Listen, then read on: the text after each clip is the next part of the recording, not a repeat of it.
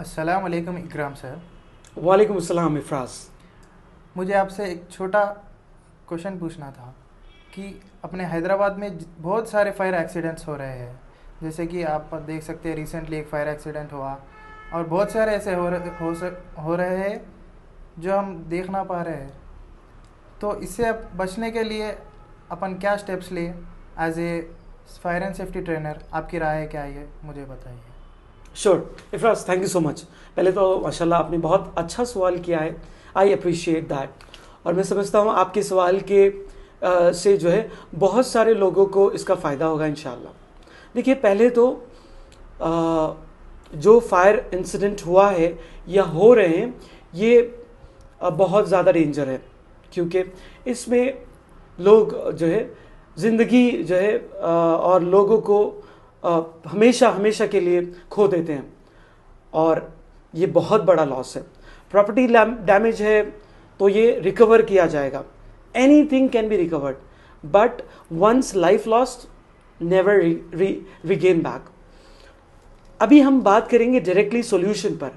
देखिए, जितने fire incidents होते हैं, जितने लोगों की डेथ होती है या जो भी प्रॉपर्टी डैमेज होते हैं, उसके पीछे आप कॉज मालूम करें, एक। और दूसरा, how to save that situation या how to prevent such cause. एक एग्जाम्पल से बात करेंगे। लेट अस अज्यूम एक स्कूल है, ठीक है, और एक स्कूल में एक जो है ओल्ड कंस्ट्रक्शन है, ठीक है, जिसके अंदर सेलार सिस्टम है, और वो स्कूल में हर एक रूम में या हर एक फ्लोर पे सिर्फ एक ही एग्जिट डोर है, ठीक है। एंड वो school almost let us consider कि 10 माले की बिल्डिंग है, ठीक है। लेट्स एज्यूम कि फर्स्ट एंड ग्राउंड फ्लोर पे अचानक आग लग गई, ठीक है। वेरी सिंपल, लिफ्ट भी नहीं है, हर एक फ्लोर पे एक ही डोर एग्जिट है, और ये 10 फ्लोर की बिल्डिंग है। तो डेफिनेटली यहाँ पर प्रॉब्लम या इशू ये हो सकता कि बच्चे एक तो पैनिक हो जाएंगे, ठीक है, और दूसरी चीज़ ground floor and first floor पे, as I give you the example कि आग लग गई, वो आ नहीं सकते, ठीक है, बाहर नहीं निकल सकते। एंड बिकॉज ये किड्स है, छोटे बच्चे हैं, सिचुएशन बहुत हार्ड रहेगा मैनेज करने के लिए। तो गलती से भी ऐसा ना हो कि बच्चे अपनी जान बचाने के लिए कोई फ्लोर से जंप करे। डेफिनेटली बहुत सारे केसेस में हो सकता है कि वो लोग बच जाए, बट मेजर इंजरी हो सकती है, ओके। तो यहाँ पर हम बात करेंगे सबसे इम्पॉर्टेंट कि ऐसे सिचुएशन में क्या करें। तो इसको बोलेंगे फायर सेफ्टी ट्रेनिंग या फायर मॉक ड्रिल।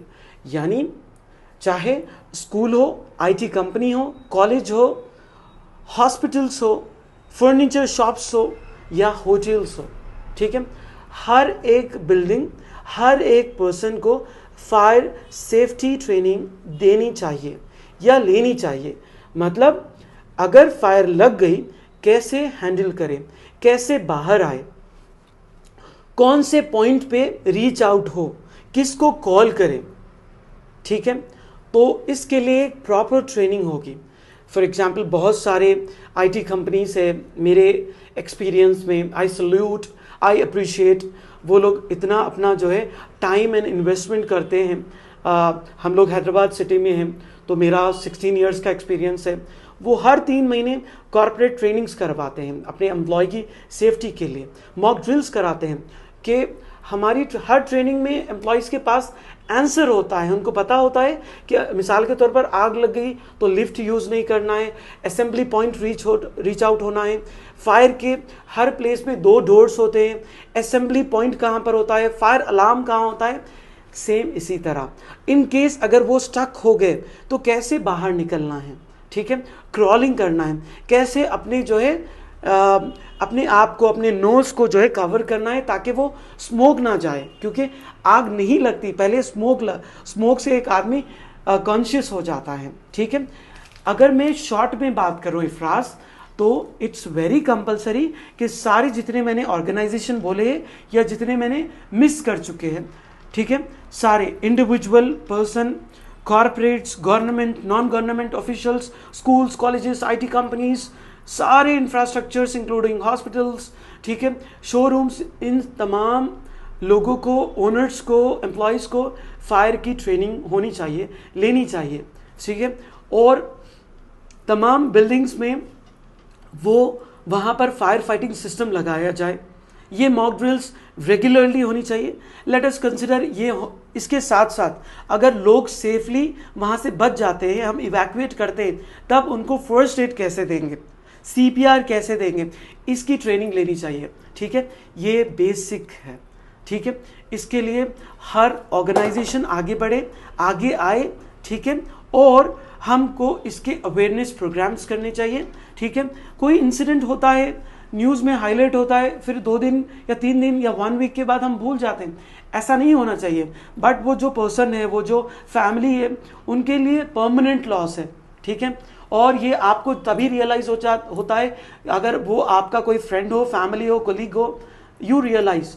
सो इसी तरह रियलाइज करें। एग्जाम्पल हमारे सामने बहुत बड़ा एग्जाम्पल है कोविड का। फेज 1 में कोविड के बहुत सारी डेथ्स हुए, बट फेज 2 में ऐसा नहीं हुआ। क्यों? बिकॉज ऑफ फेज 1 हम प्रिपेयर्ड हो गए थे। फेज 2 में जिसमें लाइफ बहुत सारी बच गए, बिकॉज हम बहुत ज़्यादा प्रिपेयर्ड थे। हम में से हर कोई फर्स्ट एडर था वहाँ पर, हम में से हर कोई एक डॉक्टर था, हम में से हर कोई एक ICU बना चुका था अपने घर को, right. Similar to that each and every person should come forward. I request जो भी मेरा वीडियो देख रहे हैं, प्लीज कम फॉरवर्ड, आइए, ठीक है। बी कनेक्टेड विद ऑर्गेनाइजेशन, जितने लोग भी फायर सेफ्टी की ट्रेनिंग दे रहे हैं, चाहे वो इंडिविजुअल लेवल पर हो, कॉर्पोरेट लेवल पर हो, स्कूल लेवल पर हो, वो फायर फाइटिंग की ट्रेनिंग्स ले, फर्स्ट एड की ट्रेनिंग ले, CPR की ट्रेनिंग ले, हेल्थ की ट्रेनिंग ले। This is basic. ये हमारे बेसिक एजुकेशन में होना चाहिए, हमारे करिकुलम का हिस्सा होना चाहिए, स्कूल्स में, कॉलेजेस में, ठीक है। I request all the people who are seeing this video from the higher to the low level, सारे एक इनिशिएटिव ले, ठीक है। We can not blame somebody, हम ब्लेम नहीं करेंगे। और कब तक ब्लेम करेंगे? हमारा क्या रोल होना चाहिए एज एन इंडिविजुअल, ठीक है। That is very important. Education, education and education. Take training, take training, take training. इंशाल्लाह एट वन पर्टिकुलर टाइम हम ये सारी चीज़ों से प्रिवेंट कर सकते हैं। At the end prevention is better than cure. थोड़ा सा मेरा बोलना थोड़ा हार्ड रहेगा। आपका फायर एक्सटिंग्विशर लगाना, एक फायर ट्रेनिंग एक लगाना, ये बहुत कम खर्चा होगा एक फ्यूनरल से। आई रिपीट दिस, एक फायर ट्रेनिंग लेना, एक फायर एक्सटिंग्विशर लगाना, और फायर का आप प्रॉपर इसका प्रिवेंशन करना। This is much less cheaper then one funeral, ठीक है। Thank you so much.